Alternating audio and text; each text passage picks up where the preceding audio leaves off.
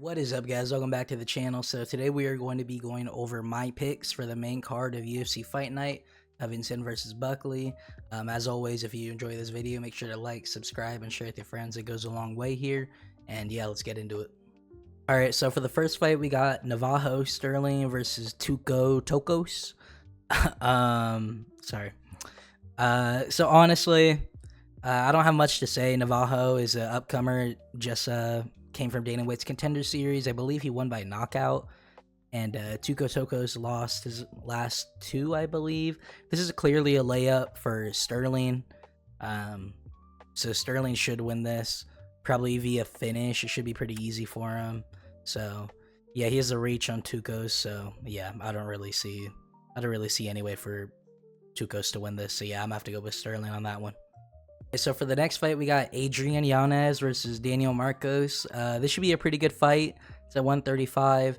Now, on paper, I know Marcos should win this. You know, he's undefeated. He looked pretty good in his last fight. So did Yanez. But if we're being real, in Yanez's last fight, that was kind of a layup for him to get Yanez back into the win column. This seems like this is a fight set up for Marcos to win, but you know what? I think it's going to be a lot closer than what most people think. Yanez still has that power. He showed that in his last fight. And like I said, I do know that was kind of a layup fight just to get Yanez back into that win column. But Marcos gets hit. You know, he's a good striker. He's slick and all that, but he gets hit. And I would not be surprised at all if Yanez were to catch him with an overhand right and finish him then and there, or drop him and then get him in a submission or something. But yeah, realistically, Marcos should win this pretty easily, either via TKO or unanimous decision. But I don't have full confidence in that. Is a really solid chance that Yanez catches Marcos and puts him out, especially after that confidence boosting win he got last time. So I am gonna have to go with Marcos via, I'm going to say unanimous decision. I think Marcos has it via unanimous decision. But do not be surprised if Yanez knocks his ass out. I won't be surprised either. But it's just not enough for me to overwrite Yanez's previous terrible performances. I don't want to say terrible, but losing performances. So yeah, I'm going to have to go with Marcos via finish. All right, up next, we got Vitor Petrino versus Dustin Jacoby. Jacoby looks goofy in his pose right there. I don't know. He looks silly. But anyways, I think this is another one that's pretty clear to call. I feel like it's obvious Petrino is going to go out there and finish Jacoby pretty easily. Now, I know Petrino really did screw the fucking pooch in the Anthony Smith fight, but I just don't think I think he learned his lesson. I don't think he's going to do that here against Dustin Jacoby. And to be honest, Jacoby is an Anthony Smith. You know, if Jacoby were to be even given an opportunity like that to steal a victory, catch him in a submission, I don't even know if he would be able to recognize that and have the ability to take it. So, unless Petrino really fucks up again or that last fight destroyed him mentally, I think Petrino has this in the bag via finish, probably round 1, I would say. Okay, up next, we got Manel Kape versus Bruno Silva. This is a pretty interesting 125 fight, especially considering that the talk right now at 125 is who is next for Pantoja. So I think this fight could very easily be a title eliminator. And I know Kai Kara France exists, whatever. But if we're being real, he hasn't secured that spot yet. Like I said, the talk of the town at 125 is who is next for Pantoja. Nobody's sure who it should be, and Kai Kara France doesn't exactly have an army behind him clamoring for this fight. So, one really good performance and nasty highlight reel level finish by either of these guys could be enough to argue for a title shot. Maybe a little bit harder for Kape because he just lost to Makayev, but he's interesting enough to where they could swing that and they could sell that. Silva, he's on a nasty winning streak. That's kind of self-explanatory. If he goes out there and dominates and finishes Kape pretty easily, he could easily call for that shot and get it. So anyways, Yeah, Silva's on a nasty win streak right now. It's kind of hard to pick against him. And to kind of top that off, Kape did lose his last fight against Makayev. And he had a toe injury, so that's obviously not very good for Kape. But, you know, I must admit, Kape is a lot faster, I would say, is more powerful, is more technical. If Silva does have an advantage somewhere, maybe it's on the ground, grappling wise, but I don't know if his takedown defense would even be good enough to handle a guy like Kape. Pretty much, if Kape can bounce back correctly from his most recent L against Makayev and that toe injury, I think he can finish Silva. But I can't go ahead and pick him because we can't bank on a Kape what if when we have Silva constantly proving and showing that, you know, he's solid, he has a dog in him, and he's winning. He knows how to win. So I'm going to have to go with Silva by upset. I would say by unanimous decision, or, you know, he might get Kape emotional. He might get Kape to, you know, swing. Kape missed weight. He really might hurt him here. He might catch him in something. Now, like I said, Kape does seem to be more athletic and all that than Bruno. I'm not 100% confident in this pick. I am going to go with Bruno. You can tell I'm not 100% confident, so I wouldn't be surprised if Kape does get it done, but to be honest, I think Bruno's about to upset some people here. All right, so for the co-main, we got Cub Swanson versus Billy Correntillo. To be honest, honestly, a lot of these fights I feel like were pretty easy to call. This one, I got to give it to Cub Swanson. Now, I was reading online, a fair amount of people disagree with me. And especially if you look at their records, the mileage and all that is on the side of Billy. But Billy, I don't know how to explain it. Billy fights slow. He fights like he's like underwater or something. I don't know. He fights weird. Just watch his last fight and then watch Cub Swanson's last fight. Cub looked a lot sharper. He looked faster, quicker. I don't know. He just looked better. He looked more present, more there. And I know it's not that simple, you know what I mean? There's a lot more factors in how they look, but it's hard to go against what your eyes see. Like I said, if you're having trouble seeing that, just watch their last fights back to back or side by side or whatever you got to do, and you can't seriously tell me you think Billy Q is gonna win that after seeing how quick and sharp Swanson looked in his last fight. So with that being said, I think this is a pretty easy Swanson TKO. But if it does go to the judges, who knows? They may fuck over Swanson for the hometown kid and give a Billy Q unanimous decision. But I'm getting ahead of myself. The fight hasn't even fucking happened yet. I got Cub Swanson via TKO, probably in the first or second round, to be honest, guys. But yeah, Cub Swanson TKO. I'm pretty confident in this pick. All right, guys, we made it to the main event. The bell of the ball. We got Colby Chaos Covington. His return. He is going to be fighting Joaquin Buckley. This is a pretty good fight. I mean, if it goes Colby's way, it won't be a pretty good fight. But there's a lot of meme potential here. If Colby gets his shit fucking rocked by Buckley, oh my god, MMA Twitter will have a fucking field day. They will. I'll have a field day with that. That would be awesome. I don't know. It's kind of hard for me to definitively say I would like to see Colby get hurt pretty bad like that because, you know, love him or hate him, Colby knows how to get some clips. He's a master clip farmer.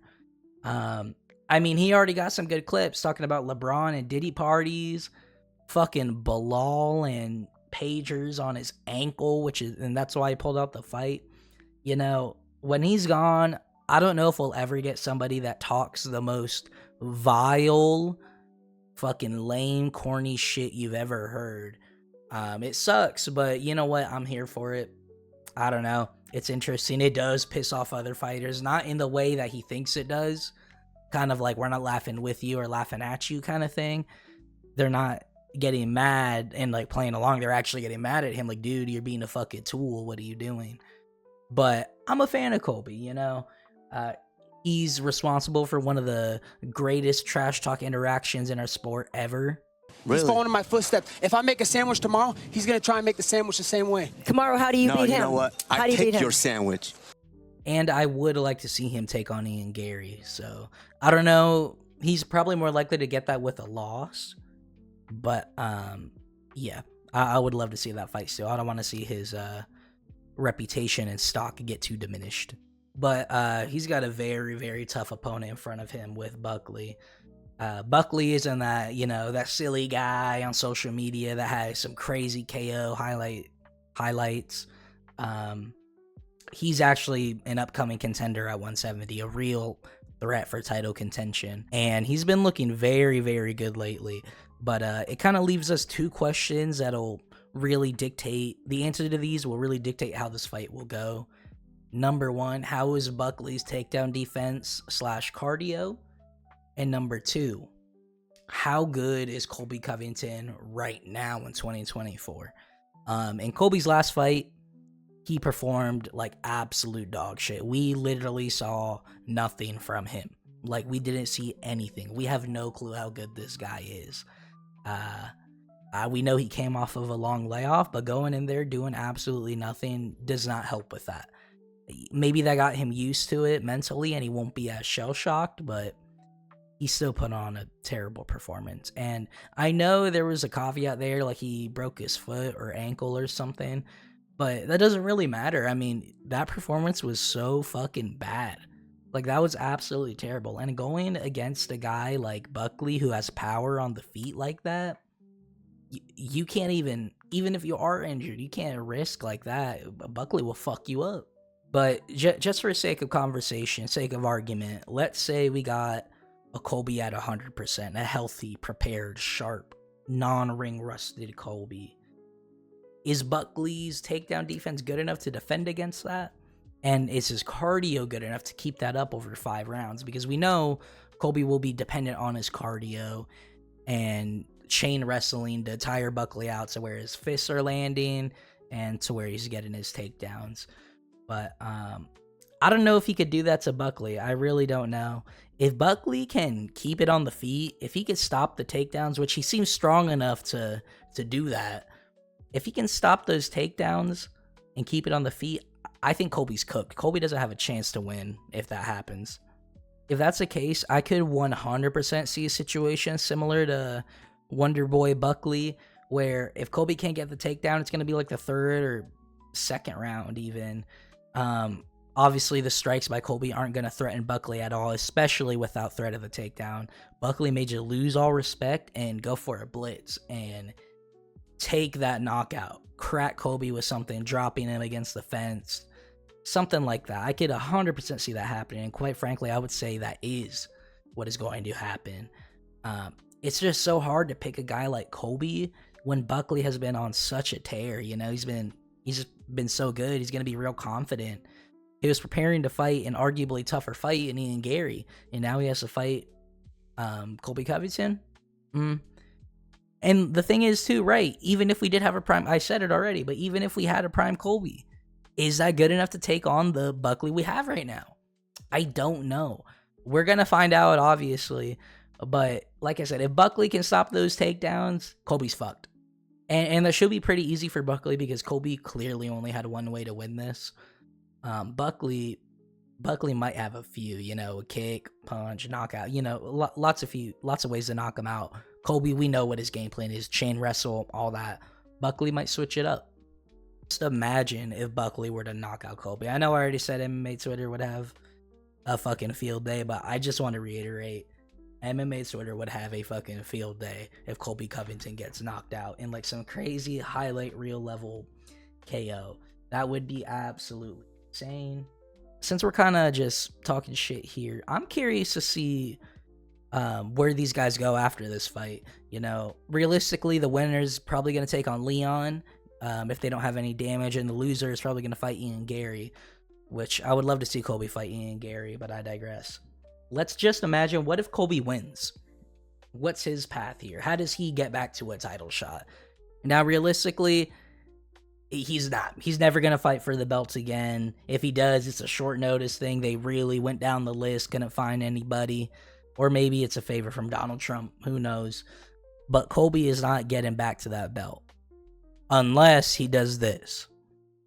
If he goes out there and dominates Buckley, takes 0 damage, and calls out Leon Edwards to run it back, and goes out there and dominates, finishes Leon Edwards without taking much damage, I think then and only then he would be able to get a title shot. And he would have to have 2 good mic callouts as well. I think that's the only way he could ever get back to a title shot. Now, I know that's a tough ask. He has to beat Buckley without taking damage and beat Leon Edwards and on a relatively short turnaround, but I don't think he could do it. But I think that would be enough to get him to a title shot again. Like I said, I know I'm just kind of shit talking here, but I could totally see that happening. I mean, not really. Yeah, I don't know. I'm kind of rambling here, guys. But that's a possibility. Don't put that out of the realm of possibility completely. Anyways, guys, that's all we got for today. As always, if you enjoyed this video, make sure to like, subscribe, and share with your friends. It goes a long way here. I wanted to keep the picks short and sweet. So we're not going to be live this Saturday. Typically, we're live for every card and fight night. But this Saturday, I have things to do, so I will not be live. But make sure to follow me on Twitter at SockUndiesLive. I'll put it up right now. I am going to be live tweeting the whole thing, and I'm going to post my picks there as well. So if you'd like to argue with me on these, let me know down in the comments below, or add me on Twitter and talk shit to me there. I'm probably more likely to respond to you on both, to be honest. I don't get a lot of interactions, so I'll definitely respond. But yeah, anyways, guys, that's all I got. I'll see you guys next week.